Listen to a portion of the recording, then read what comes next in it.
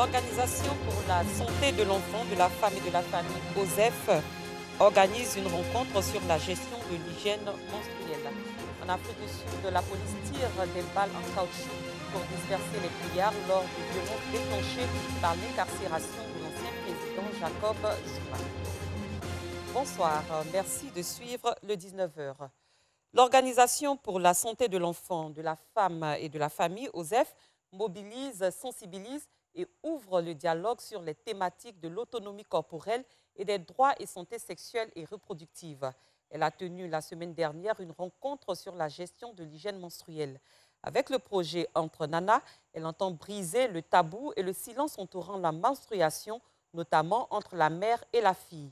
Cette organisation a tenu la semaine dernière une rencontre de sensibilisation à la gestion de l'hygiène menstruelle. On en sait plus avec Anissette Konon. Elles étaient présentes à la mairie d'Adjamé pour prendre part à la campagne de sensibilisation, de renforcement des connaissances de la jeune fille sur l'engagement communautaire en santé sexuelle, reproductive et en gestion de l'hygiène menstruelle. Une initiative de l'OSEF, Organisation pour la santé de l'enfant, de la femme et de la famille. Objectif de cette activité, décomplexer les discussions sur l'engagement communautaire et la sexualité. Briser le tabou autour de la sexualité. Les menstrues de nos jours, c'est un sujet tabou qui existe il y a longtemps. Mais nous, organisations de société civile, qu'est-ce que nous devons faire? Nous devons passer à l'action. Et passer à l'action, c'est à travers l'initiative Entre Nana. On parlera de sexualité et nous allons briser le tabou aujourd'hui. On veut donner les outils à la jeune fille de mieux s'organiser autour du cycle menstruel. Marraine de la cérémonie, conseillère municipale à la mairie d'Adjamé, Pila Touré estime que cette initiative dénommée Caravane Entre Nana aidera à briser le tabou sur des sujets concernant la sexualité entre parents et enfants. Ici, nous voulons prendre nos responsabilités et demander aux parents de plus en plus, au contraire, bien au contraire, il faut bien que nous puissions parler de la sexualité à nos enfants pour éviter surtout les grossesses en milieu scolaire. Les participantes à cette caravane ont exprimé toute leur satisfaction. J'ai retenu beaucoup de choses. J'ai retenu vraiment que les règles, les menstrues sont naturelles. Ce sont des choses à ne pas avoir honte. On ne doit pas avoir honte. Et aussi, grâce à cette expérience, j'ai appris aussi que vraiment, on peut se préserver pour éviter la grossesse en milieu scolaire.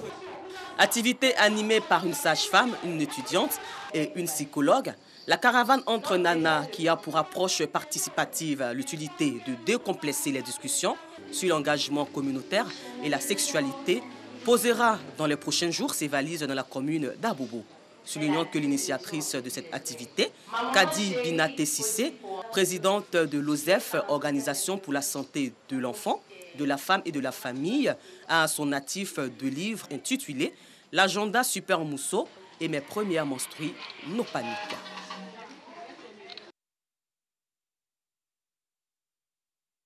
Le sous-comité de l'ANC, Association des élèves et étudiants musulmans de Côte d'Ivoire, a tenu récemment une journée d'excellence doublée d'une conférence. Thème retenu, la promotion de l'excellence en milieu scolaire et universitaire. Anissette Konon revient sur les temps forts de ce rendez-vous. Promouvoir l'excellence en milieu scolaire et universitaire pour un système éducatif plus résilient et plus performant. Thème choisi par le sous-comité du plateau de l'AMC, l'Association des élèves et étudiants musulmans de Côte d'Ivoire, à l'occasion de la célébration de la journée de l'excellence. À cet effet, 13 meilleurs membres ont été récompensés à l'esplanade de la mosquée Salam du plateau. Je suis contente parce que être AMCiste, c'est vraiment pas facile avec les cours, mais avec l'aide de Dieu, on arrive à surmonter les épreuves, on arrive à pallier les deux, écoles et religion. Et aujourd'hui, recevoir ce prix, pour moi, c'est vraiment un honneur en fait.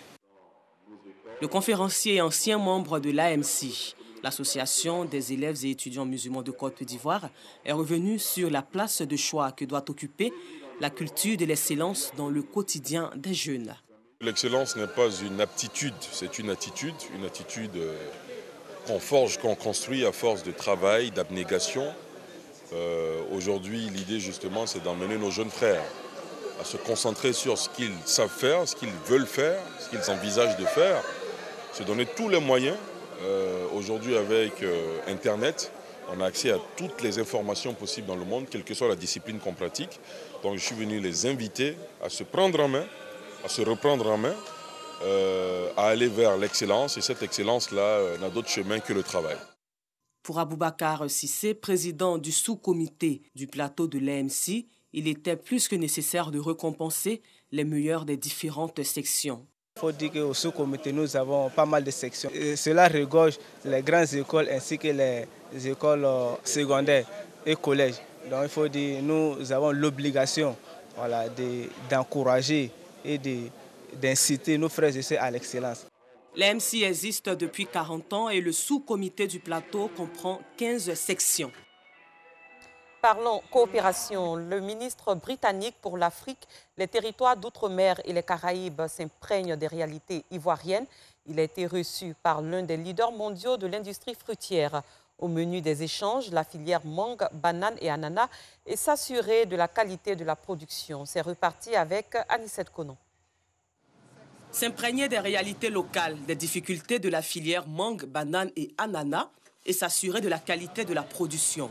C'est ce à quoi le ministre britannique chargé de l'Afrique, des territoires d'outre-mer et des Caraïbes, James Judge-Bright, s'est attelé lors d'une visite guidée.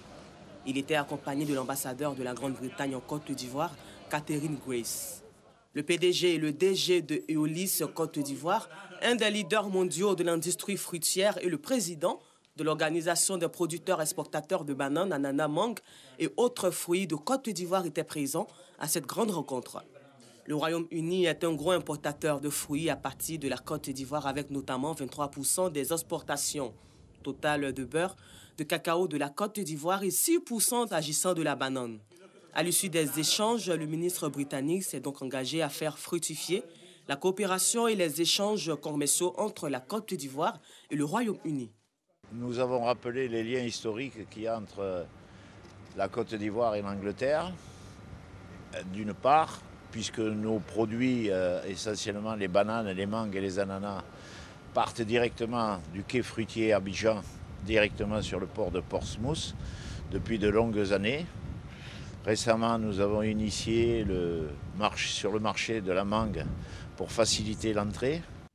Depuis quelques années en Côte d'Ivoire, la division fruitière reste l'une des grandes satisfactions en termes de ressources.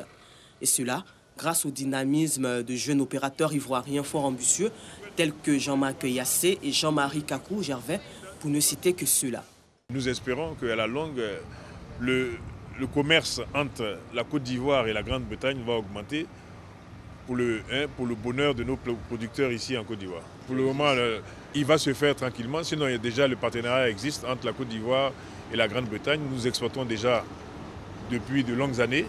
Nos bateaux s'arrêtent là-bas de façon hebdomadaire, donc à Portsmouth, donc déjà c'est déjà fait.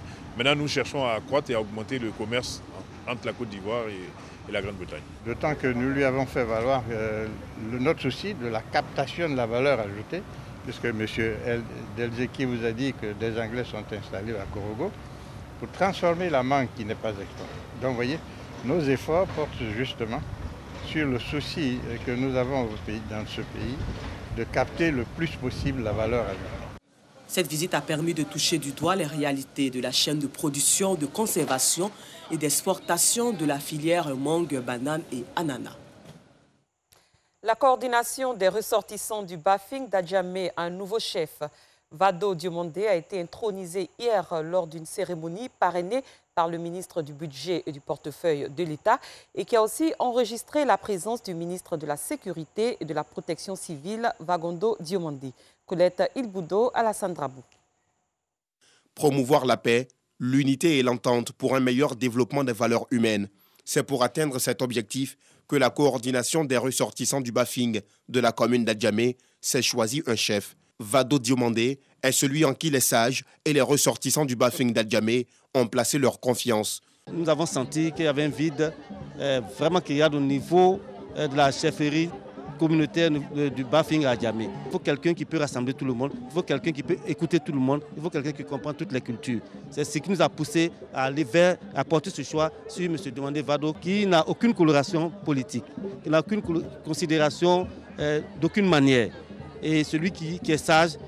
Le nouveau chef des ressortissants du Bafing de la commune d'Adjamé n'a pas manqué d'exprimer sa gratitude aux élus et cadres, mais également à l'ensemble des têtes couronnées de la région du Bafing pour l'assistance sans faille à son égard. Il s'est engagé à être un bon chef en privilégiant le dialogue et en prônant la cohésion sociale.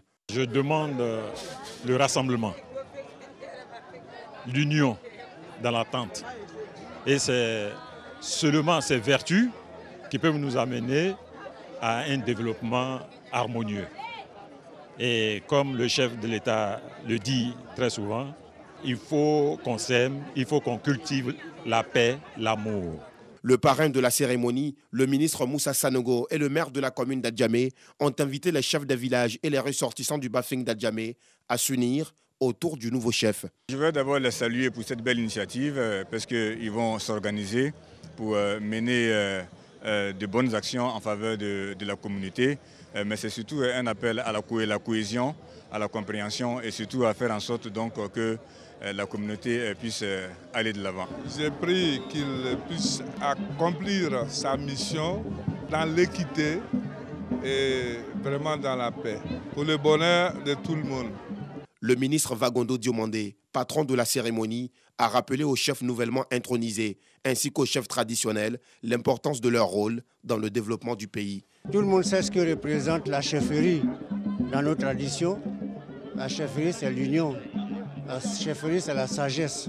Que cette sagesse-là habite notre jeunesse pour que l'œuvre du président Ouattara puisse être pérennisée par cette jeunesse.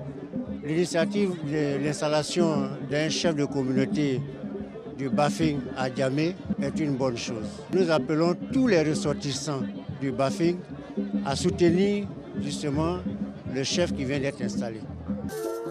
Des prestations d'artistes traditionnels et danses traditionnelles ont meublé cette cérémonie. À l'étranger, au moins 10 personnes, dont 7 supplétifs de l'armée, ont été tuées hier lors d'une attaque dans le nord du Burkina Faso. Des individus armés non identifiés ont attaqué le village de Niamossi, ciblant particulièrement les VDP, volontaires pour la défense de la patrie, supplétifs civils de cette localité de la commune rurale de Penza. La junte au pouvoir au Tchad, depuis la mort du président Idriss Déby Itno, a autorisé pour la première fois une manifestation prévue vendredi de l'opposition la plus critique. Des associations de la société civile et le parti Les Transformateurs de l'opposant Succès Masra appellent à manifester à N'Djamena contre les violations systématiques des droits de l'homme et l'accaparement du pouvoir. Les forces de l'ordre sud-africaines ont tiré ce lundi des balles en caoutchouc pour disperser des pillards devant un centre commercial à Soweto, dans la banlieue de Johannesburg, au 4e jour de violences qui ont fait 6 morts, déclenchées initialement par l'incarcération de Jacob Zuma. L'ancien président sud-africain est censé purger une peine de 15 mois de prison ferme pour outrage à la justice. Cette édition est à son terme. Merci de votre aimable attention. Très bonne soirée. À demain pour un autre journal.